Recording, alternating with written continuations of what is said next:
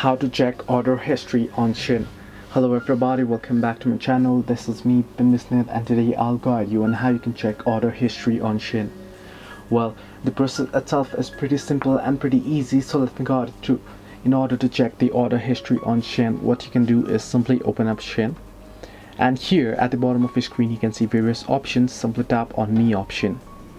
Here now you can first sign in to your account. Make sure to sign in. If you are signed in, there under my orders option you can see there you will find view all option. Tap on view all, and here I'm not logged in, but once you're logged in you'll be able to see all the orders there.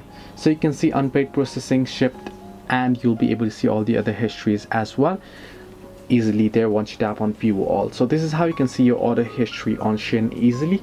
Hope this helped you. To like and subscribe, and do not forget to leave a comment down below if you have any further issues as well.